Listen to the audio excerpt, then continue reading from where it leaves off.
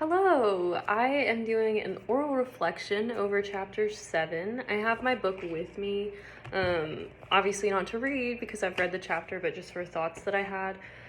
This chapter was really interesting. I know we talked about it after class a little bit, Dr. Bradford, but it was a hard chapter to read, especially in talking about, I wrote multiple times on the side Jesus and language because it's just so true, in how if you don't have, like, I think something the book was reflecting on even on the first page was that your job satisfaction, academic achievement, all of that can be impacted by your lack of language at the beginning, which is what we've talked about a lot, including in this last chapter.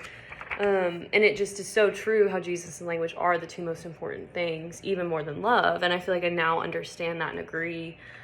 And talking about things, again, of like how even like mild hearing loss is not, like, how to phrase that to parents,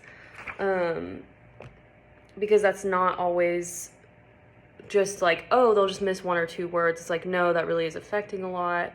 I thought that the speech reception threshold tests were really, really interesting.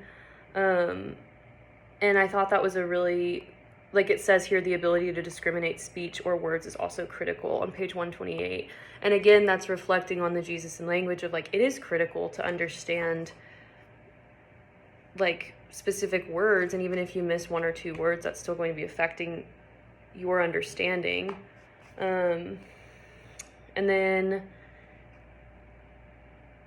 I thought, I'm trying to think of something else about the central auditory processing disorder. That was really interesting, especially talking about having poor listening skills, short attention spans, difficulty with reading comprehension, and talking about how that is more of a, like, where is that a red flag for hearing and not just, oh, they're being a kid, or oh, they're having like or behavioral problems.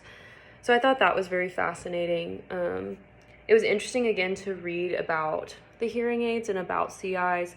The pitch or tone control is really interesting, and I didn't realize that they did that. I don't know if I just didn't catch that when we talked, but that it can emphasize high frequency sounds. I thought that was really cool.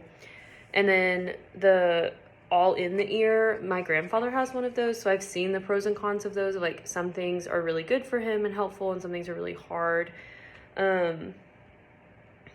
The bicross hearing aids sound very fascinating to me.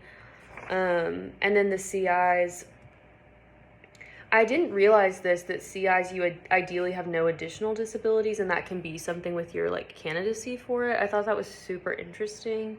And again, we talked about this a lot. This is where I wrote Jesus and language.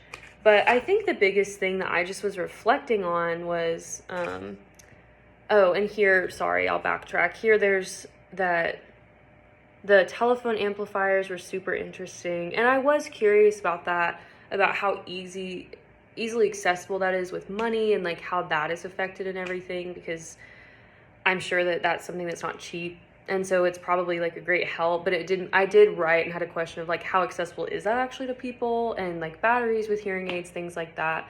But I think the biggest thing I reflected on was just CIs, and really thinking through, if I have friends or family that have someone who's deaf as a child, or I have a deaf child, really thinking through like if that's the best option for them. So yeah, but it was a great chapter, hard to read, but worth it. So yeah.